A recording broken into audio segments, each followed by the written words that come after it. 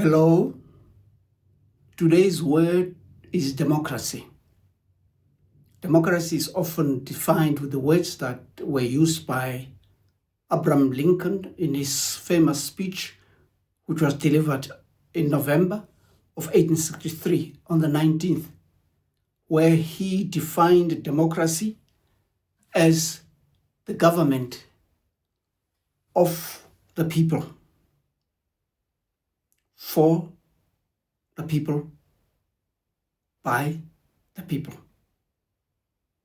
Now, it is seldom mentioned that this definition might have been borrowed from a speech of 1850 by one of the slavery abolitionists who said that democracy was a government of all the people, by all the people, for the people.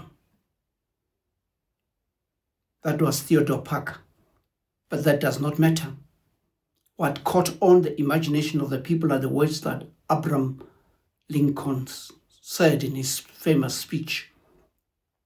Now, in modern democracy, as we know it, people vote for others who will represent them as governors, as people who are going to run the country, as people who are going to form parliament and make laws and debate other issues that have got to do with the welfare of the people who voted for them. But in most cases, democracy and all the responsibilities that go with democracy are handed over to people who sit in parliament and abuse their positions.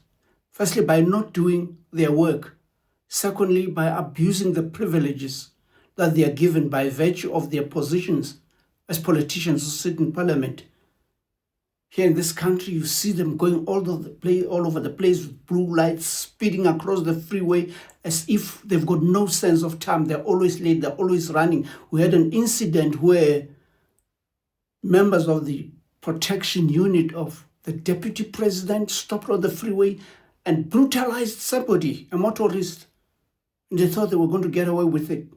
Anyway, this is just one of many examples of how people abuse democracy. But then, since we shout democracy, democracy, democracy has got to do with the rule of law, what are the people who have voted expected to do when parliamentarians, when people who are supposed to make laws and see to it that they are enforced, break those laws? What are the people supposed to do? Are they supposed to wait? Okay, let's wait for 5 years, we'll vote them out. Another 5 years, we'll vote them out. Now, sometimes people are pushed so far that they can't bear it.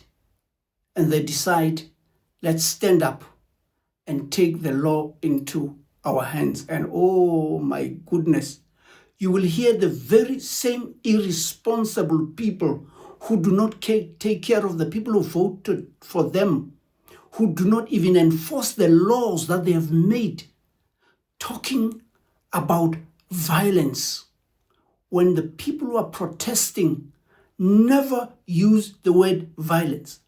The people who are protesting or planning protests go out of their way to make it a point that people who protest or picket avoid violence.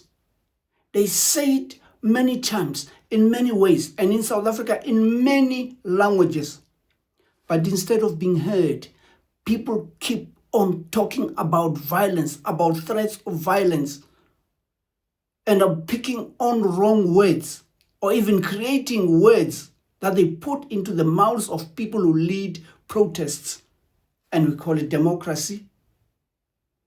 I call that reverse democracy, in the sense that the people give power to politicians and say, with this power, actually we shouldn't be using power, we should be saying, with this authority, you must make laws and see to it that these laws are implemented.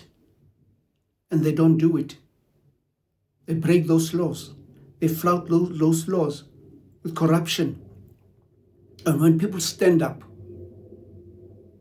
the very same politicians create a false grand narrative when people want to take democracy back into their hands. And they are called all sorts of names. Let's think about that. What does democracy mean?